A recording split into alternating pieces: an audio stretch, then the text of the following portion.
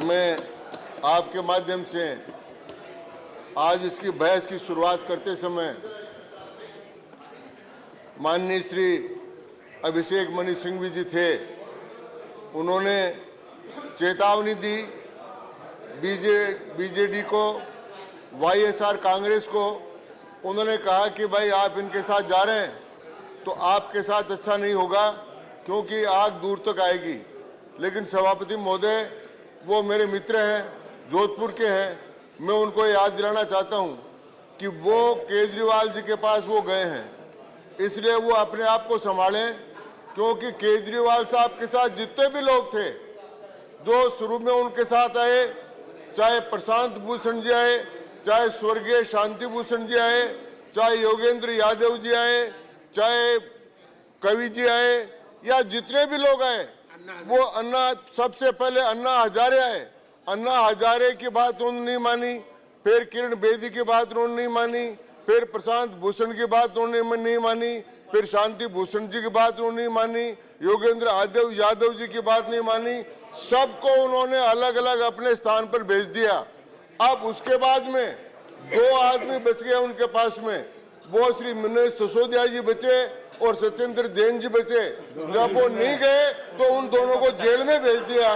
इस प्रकार से उनके पास फिर कोई नहीं रहा, क्या कोई नहीं रहा। इसलिए अब अगर कोई खतरा है तो खतरा कांग्रेस पार्टी को है, और कांग्रेस पार्टी उनसे सावधान रहे। और जहां तक ये कांग्रेस पार्टी का और आप पार्टी का साथ आने का सवाल है, सभापति महोदय, ये तो मुद्दा मैरिज है। ये तो कॉन्ट्रैक्ट हुआ था कि हमारा इस बिल में आप समर्थन करोगे तो हम आपके साथ आएंगे, और ये बिल लोकसभा में पास हो गया। अब ये राज्यसभा में पास होने वाला है। इसके बाद में ये मुद्दा मैरिज टूट जाएगी और ये केजरीवाल जी कांग्रेस के लिए सनीसर बनकर उनके सामने ही खड़े हो जाएंगे। इसलिए वाईएसआर कांग्रेस को या बीजू जनता दल को करने के बजाय कांग्रेस पार्टी स्वयं सोच ले कि उसका क्या हाल होने वाला है। दूसरी बात मैं कहना चाहता हूं सभापति महोदय, उन्होंने बार बार एक बात कही कि साहब नेहरू जी के समय बात हुई, ये बात हुई। मैं सबको याद दिलाना चाहता हूं कि माननीय गृह मंत्री जो अमित शाह जी हमारे हैं, उनकी एक आदत है, वो लंबे समय से जो काम चल के आता है और जो पूरा नहीं होता, विवाद में रहता है, उसको पूरा कर देते हैं। जैसे आर्टिकल 370 नेहरू जी के समय से चलाया था, पूरा नहीं हुआ, इन्हीं सदनों में पास करके उन्होंने पारित कर दिया, वो पारित कराया, कराया सक्सेसफुली। और दूसरा, फिर इसी प्रकार से रामलला के राम जी के मंदिर के बारे में बोल रहे थे, वो भी इनके गृह मंत्री के काल में पूरा हुआ। और ये विवाद जो पंडित जवाहर, ये विवाद जो पंडित जवाहरलाल नेहरू के समय से चला आ रहा था दिल्ली के बारे में, फेजल कमेटी बन रही है और डॉक्टर पट्टाभी सीतारामैया की कमेटी बन रही है, बाल कृष्ण की कमेटी बन रही है, और कई प्रकार से नगर परिषद बन रही है, नगर निगम बन रही है, मेट्रोपॉलिटन काउंसिल बन रही है।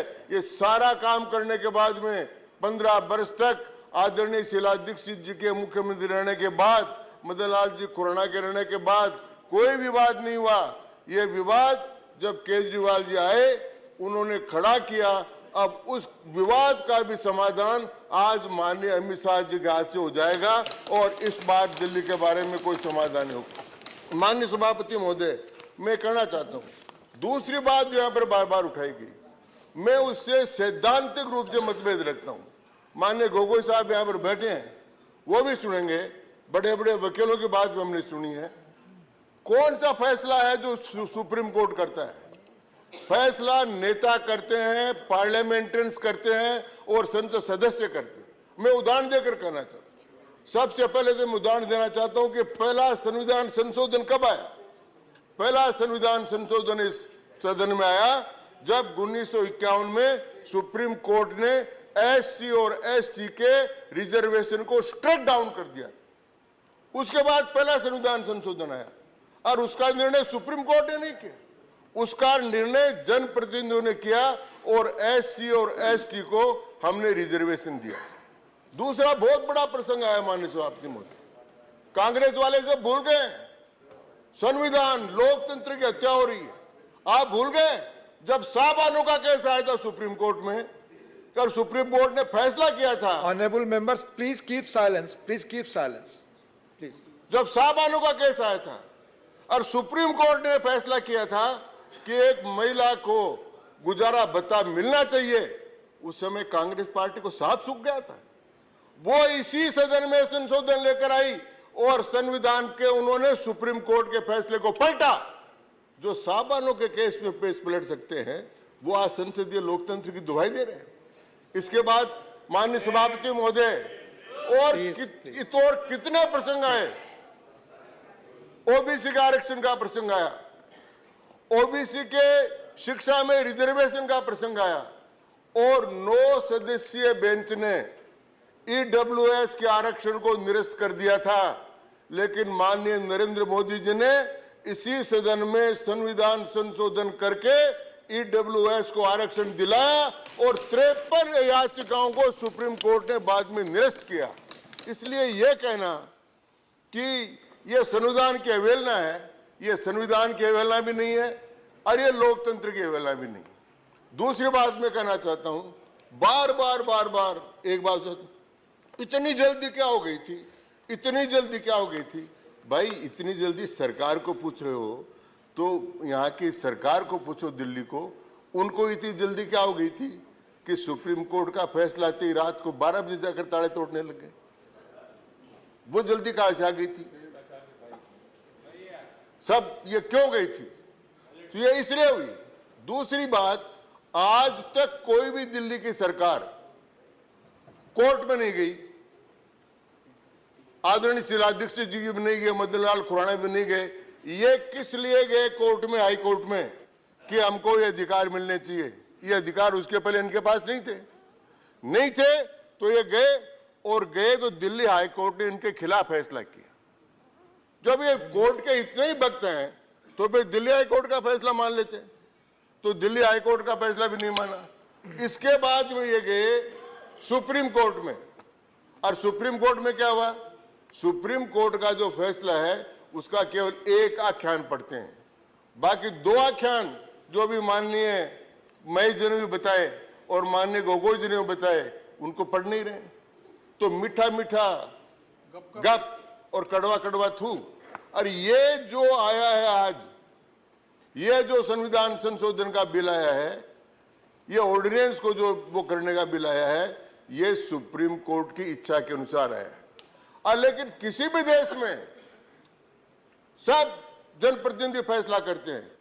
1926 के पहले ब्रिटेन में महिलाओं को वोट का अधिकार नहीं था और वहां की प्रिवी काउंसिल ने तय कर दिया था कि अधिकार उनको नहीं मिल सकता क्योंकि ये कानून के अंतर्गत नहीं है। प्रिवी काउंसिल ने फैसला किया और फैसला करने के बाद में ब्रिटेन में महिलाओं को वोट का अधिकार मिला। भारत में तो पहले से है।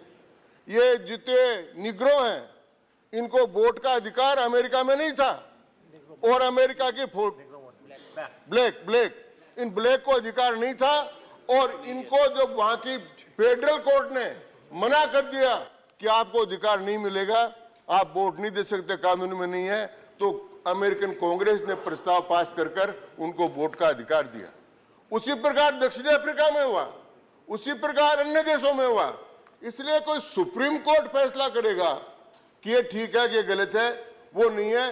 भारत में भी आज तक के 50 उदाहरण हैं जिनमें सुप्रीम कोर्ट के फैसलों को बदलकर हमने जनहित में निर्णय किए गए हैं और ये दिल्ली के जनता के हित में सबसे बड़ा निर्णय माननीय अमित शाह जी लेकर आए हैं, वो हम करने जा रहे हैं। और इसलिए सभापति महोदय, मैं कहना चाहूंगा कि ये बार बार कहना कि दिल्ली के साथ अन्याय हो रहा है, दिल्ली का एक विशेष स्टेटस है, उस स्टेटस को सबने माना है। अब दिल्ली भारत की राजधानी है। एक भी दुनिया के किसी देश का उदाहरण आप नहीं दे सकते कि उस देश के अंदर वहां की राजधानी है उसका अलग प्रांत हो। यहां पर विदेशी आते हैं, यहां पर इतने बड़े सम्मेलन होते हैं, और यहां पर भारत सरकार कितने काम कर रही था। अभी भारत मंडपम इतना बड़ा माननीय प्रधानमंत्री जी ने उद्घाटन किया है, वो केंद्र सरकार ने किया है। अब युगे युगेन भारत है, इतना बड़ा जो म्यूजियम बनने वाला है वो म्यूजियम भारत सरकार ही तो बना रही। तो ये इस प्रकार के काम दिल्ली में होना, दिल्ली में वार मेमोरियल बनना, दिल्ली में सारा काम होना, दिल्ली में सभी राजदूतों की सुरक्षा करना, अंतर्राष्ट्रीय सम्मेलन होना, ये सब काम हो रहे हैं। और इसलिए मैं निवेदन करना चाहता हूं कि ये बिल की 3 बातें जो कही गई, न तो ये संविधान के विपरीत है, न ये लोकतंत्र के विपरीत है, न ये दिल्ली की जनता के विपरीत है। हाँ, ये विपरीत है कांग्रेस पार्टी के संदीप दीक्षित, जो कांग्रेस पार्टी के खास आदमी नेता है कांग्रेस के, उन्होंने दिया स्टेटमेंट कि ये बिल ठीक है। पंजाब के कांग्रेस वालों ने कहा बिल ठीक है, लेकिन ये जो टेम्परेरी मुद्दा मेरी हुई थी, केजरीवाल जी ने कहा कि हमारा अगर समर्थन करोगे तो हम इंडिया में आएंगे, और आज ये जो पास होगा ये मुद्दा मेरी टूट जाएगी और वो इंडिया INDIA जो है उससे ए अलग खत्म हो जाएगा और ये 4 ही बचेंगे। क्योंकि पहला काम ये करेंगे तो उनके खिलाफ ही करेंगे। उदाहरण के लिए दिल्ली में पहले इनको मेजोरिटी नहीं मिली थी और कांग्रेस ने समर्थन देकर केजरीवाल जी को बढ़ा दिया था, बन गए। पर दूसरी बार जब आए तो कांग्रेस को पूरी को हजम कर गए, तो कांग्रेस साफ हो गई। इसी प्रकार पंजाब में कांग्रेस को साफ किया। अब आगे भी उनका उद्देश्य तो कांग्रेस को साफ करना है, तो हमारी कहां लड़ाई है। तो ये जो काम है, और इस प्रकार से मैं कहना चाहूंगा कि जितना सारा काम ये माननीय अमित शाह जी ने किया है और जो प्रस्ताव पेश किया है वो सब बातों को सोचकर किया है। और एक विवाद जो इतने लंबे समय से चल रहा था, फेजल कमेटी बने, डॉक्टर पट्टाभी सीतारमैया की बने, सरकारिया कमीशन बने, फिर संशोधन आया और 91 से लेकर 15 तक किसी प्रकार का विवाद नहीं हुआ। तो बोलने वालों को तो ये सोचना चाहिए था कि विवाद पैदा क्यों हुआ है। अब दूसरी बात, अगर ये संविधान के विपरीत होता तो इनको सुप्रीम कोर्ट में स्टे मिलता, वो स्टे भी नहीं मिला। ये वहां स्टे लेने गए, स्टे नहीं मिला। अब संविधान पीठ में गए तो संविधान पीठ इसको देखेगी। पहले ही फैसला कर दिया उन्होंने कि 339A के अंतर्गत सारे कानून बनाने का अधिकार भारत की संविधान सभा को है, वो है। दूसरी बात मैं कहना चाहूंगा कि ये धमकी देना दूसरे को, और एक बात मैं साफ रूप से कहना चाहूंगा, माननीय चिदम्बरम जी ने एक बात कही कि जम्मू और कश्मीर को उन्होंने 2 हिस्सों में बांट दिया। मैं कई बार कहता हूं कि लोग अपने कृत्यों को भूल जाते हैं। आंध्र प्रदेश से, तमिलनाडु से आंध्र प्रदेश अलग हुआ, कांग्रेस ने किया। फिर तेलंगाना और आंध्र अलग हुआ, कांग्रेस ने किया। कितने प्रांत कांग्रेस ने किया और कांग्रेस ने तोड़े। तो क्या कांग्रेस ने राज्यों के अधिकार खत्म कर दिए थे? Please. वो कांग्रेस ने तोड़े। तो ये अधिकार केंद्र के पास। तो इस प्रकार पंजाब का विभाजन हुआ कांग्रेस के समय, हरियाणा बना, पंजाब बना, कांगड़ा मिलकर हिमाचल प्रदेश बना, ये कांग्रेस टाइम में। और संविधान की बात करते हैं और ये कहते हैं संशोधन क्यों लेकर आए। इलाहाबाद हाई कोर्ट के फैसले के बाद और जस्टिस AK कृष्णा अय्यर के सुप्रीम कोर्ट में स्टे न देने के पश्चात श्रीमती इंदिरा गांधी ने संविधान संशोधन करके अध्यादेश जारी करके अपनी मेंबरशिप कायम रखी। उतना बड़ा गलत काम हिंदुस्तान के इतिहास में आज तक नहीं हुआ। वो पार्टी पार्लियामेंट की बात करे, वो पार्टी कानून की बात करे, वो पार्टी संविधान की बात करे, तो मैं समझता हूं कि इससे बड़ा कोई धोखा नहीं हो सकता। इसलिए मैं कहना चाहता हूं कि ये कानून, ये अध्यादेश संविधान के अनुसार है, दिल्ली के जनता के हित में है और ये उसी प्रकार से समस्या का समाधान कर देगा जिस प्रकार से आर्टिकल 370 को समाप्त करके कश्मीर की समस्या का समाधान हुआ। अब किसी को भी कमेटी बनाने की जरूरत नहीं पड़ेगी, दिल्ली की समस्या का भी परमानेंट समाधान हो जाएगा। ये इस बिल में है। सभापति महोदय, आपने मुझे समय दिया, इसके लिए बहुत बहुत धन्यवाद। धन्यवाद माननीय